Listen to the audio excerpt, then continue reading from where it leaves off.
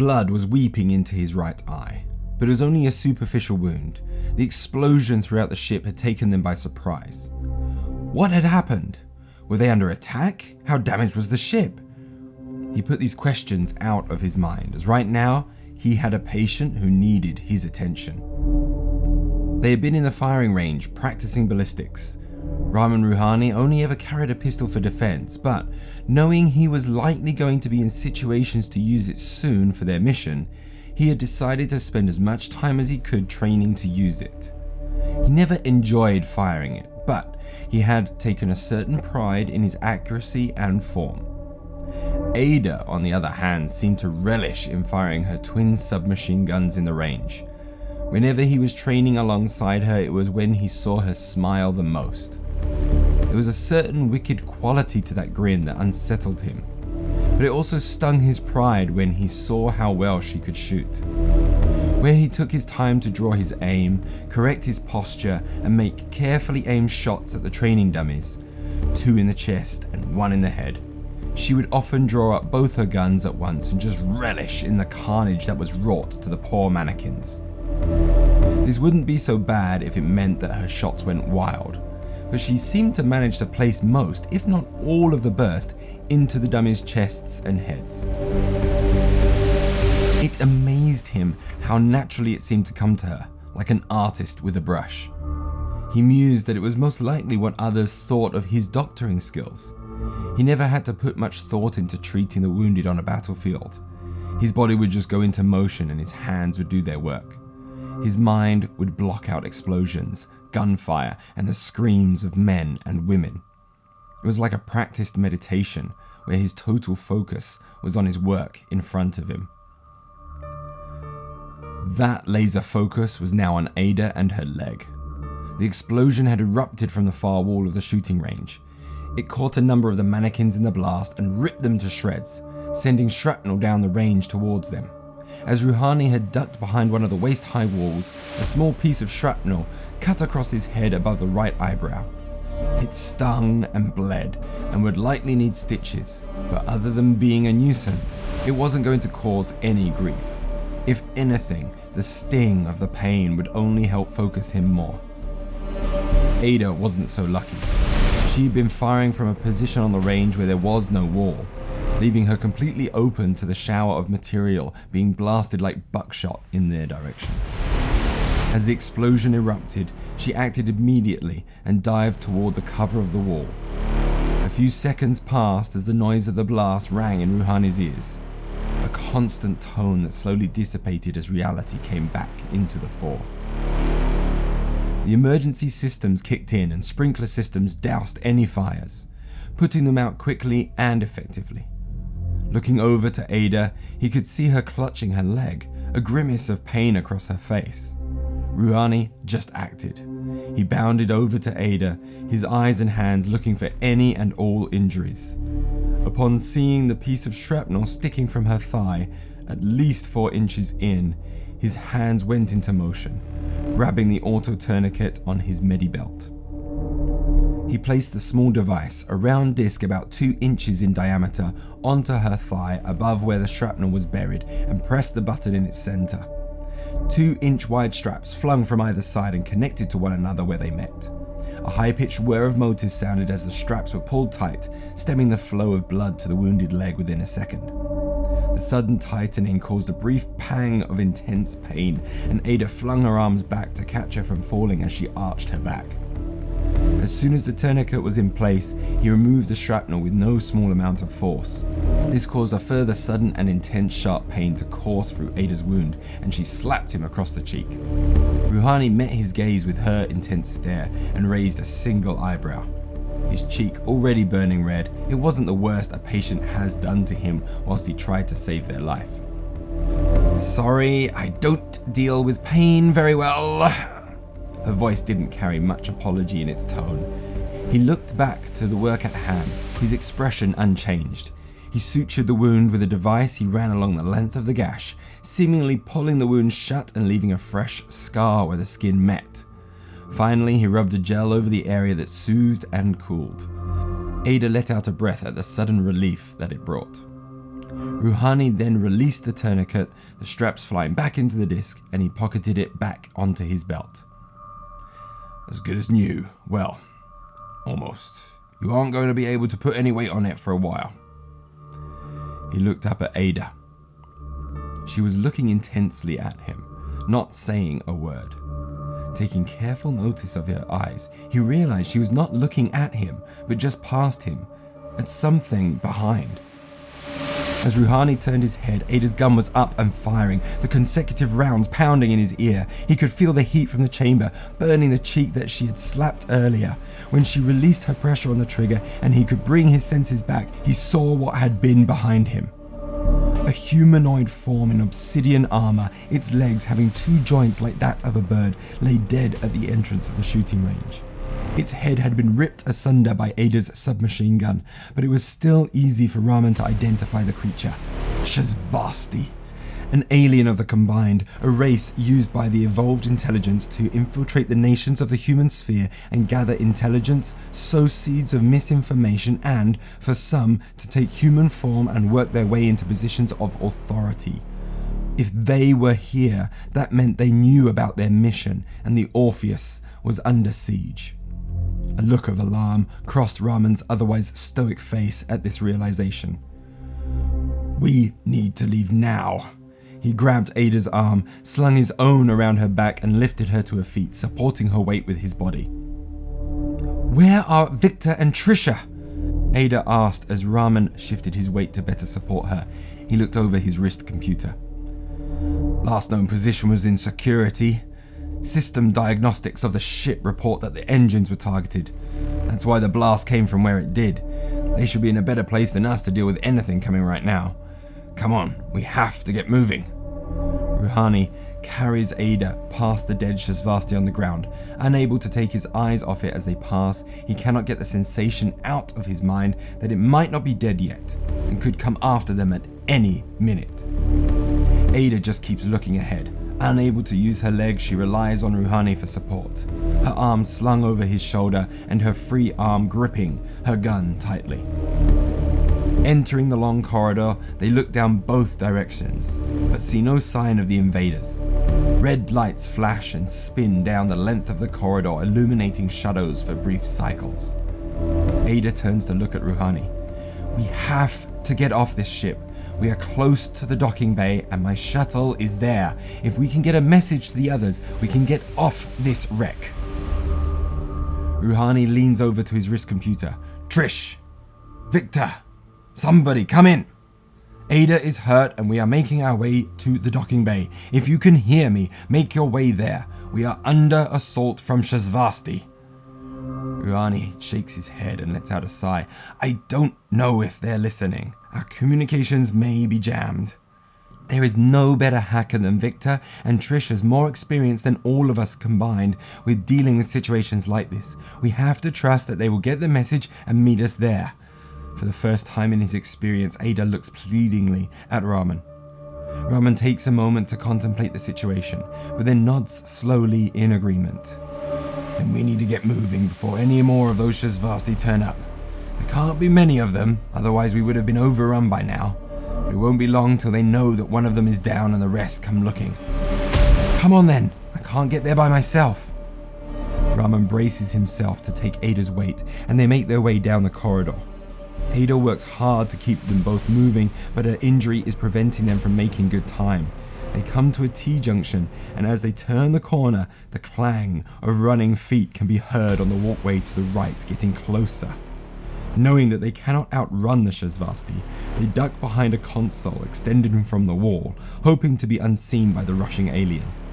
As they sit, trying to keep silent and out of sight, they both listen intently. Their fear of being discovered heightening their senses to everything around them. The clang of rushing feet goes quiet, and a softer, more careful padding can be heard edging closer and closer to where the two sit. Aida's wound was bleeding, the suture splitting from the exertion they were making to escape the ship. A dark red pool started growing over her bandages. Still closer, the padding feet came when suddenly they stopped. From the sound, Rahman estimated that the alien was within 10 feet of them, the other side of the T-junction. Guttural noises and insectoid clicking could suddenly be heard. The alien communicating with others of its kind. There was something sickening to the sound, so totally alien to any animal's speech that Rahman had heard before. It grated at the mind and caused him to lock his teeth together, like hearing the scrape of metal on metal, that ring in the air that turns your stomach. Aida had her gun out. Rahman shook his head at her, willing her to stop what she was doing. She stared back at him, a defiant look in her eyes, and ever so carefully she released the empty ammo cartridge. The click of the release seemed deafening to Rahman, but the alien didn't seem to notice. When Aida then reloaded a new ammo feed, sliding it into place ever so delicately, the click this time alerted the Shasvastii. Aida popped around the corner of the console and released a volley of shots. Many pinged off the surprised Shasvastii's obsidian armor, but others blew holes through its shoulder, leg, and stomach. The force of the hail of bullets threw it off its feet and down to the ground, writhing. No sooner had it hit the floor, but 3 more appeared from the corridor the downed Shasvastii had come from. Aida flung herself back behind the console, wincing as the sudden movement put more strain on her wound. The Shasvastii come pounding down the corridor toward their position. Rahman swings round his pistol, firing well-aimed shots at the charging Shasvastii. The shots ring true, one hitting an alien in the chest, knocking it on its back. The others take cover to let him run his ammo dry. The aliens then fire back from their position. The alien Rahman blasted to the ground, also getting back to his feet, peppering their position with combi rifle fire.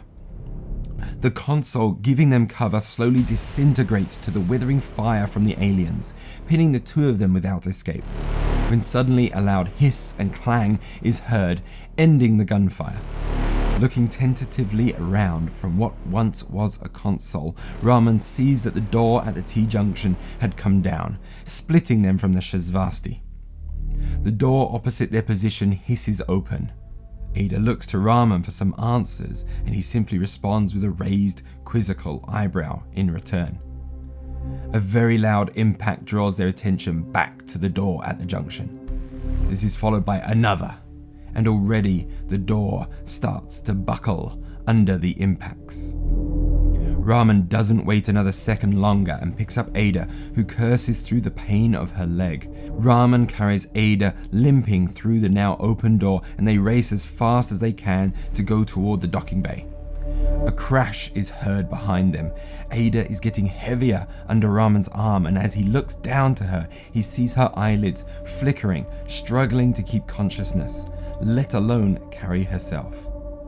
The wound must have opened, and glancing back, he sees the trail of blood behind them. If only they can get to the shuttle.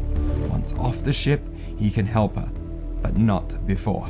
I think they're through the door. Come on, we are almost there. Seeing the blast door that leads to the docking bay, adrenaline courses through his veins, and he takes on more of Aida's weight. Rahman rushes through the door and hits the door's lock.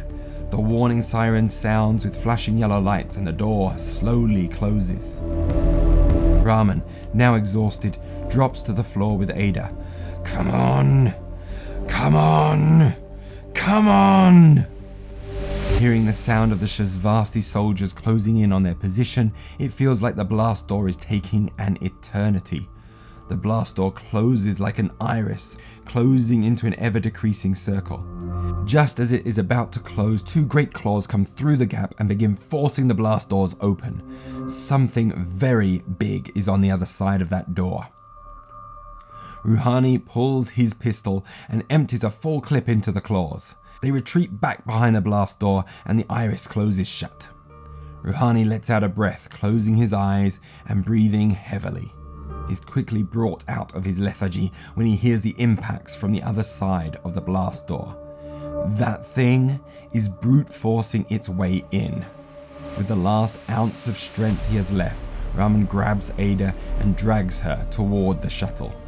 The weight is too much, and after only making a few meters, he stops again to catch his breath. That is when he hears the gunfire coming from the bow blast door. That's the direction from security. Could they have made it? The gunfire stops and a pit of anxiety sits in his stomach.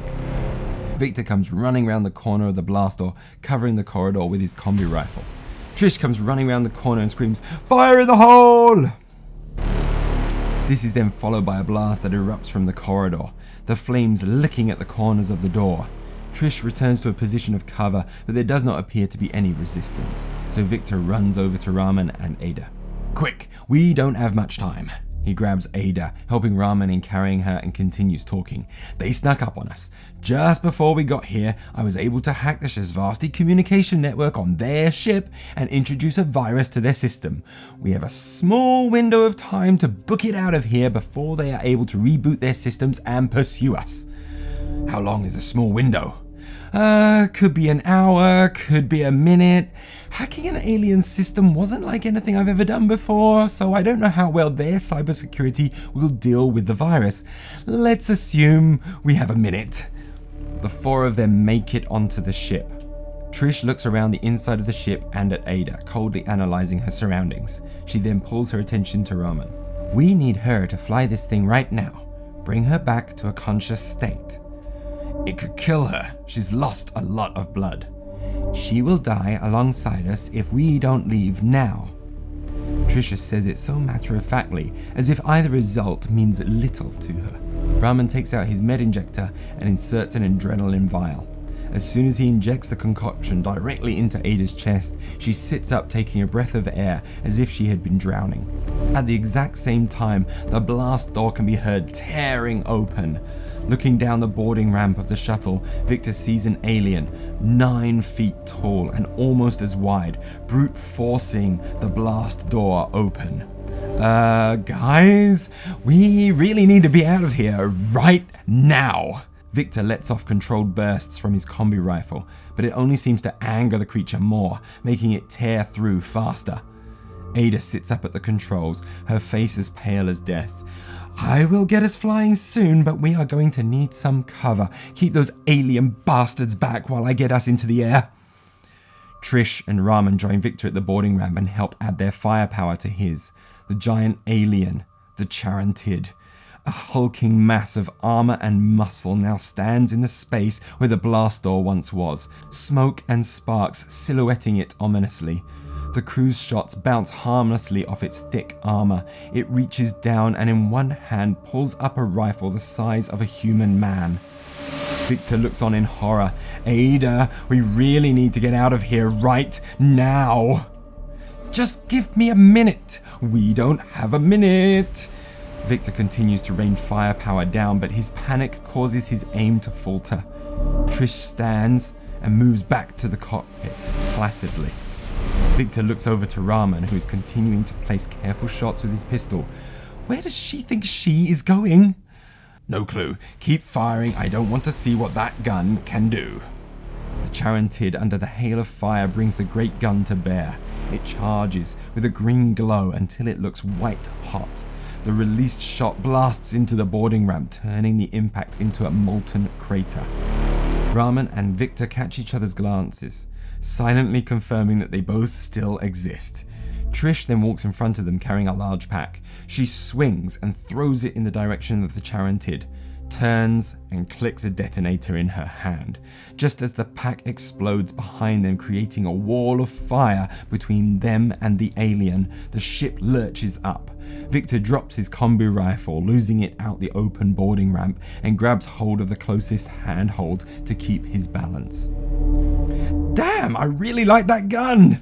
Rahman hits the button closing the ramp, and they start to pull away through the atmospheric shields and out to open space. Trish looks over the flight console. "The Shasvastii are not in pursuit. Looks like the virus worked. Get some distance and we will contact O12. We need somewhere safe to hold up until rescue." Rahman enters the cockpit and comes to Aida. He looks over her wound, applying new bandages and doing his best to make Aida comfortable. Aida continues looking out through the viewport as she pilots the shuttle. "Thank you, Rahman." Rahman just nods as he continues to clean and check her wound. "And I am sorry." Rahman looks up quizzically.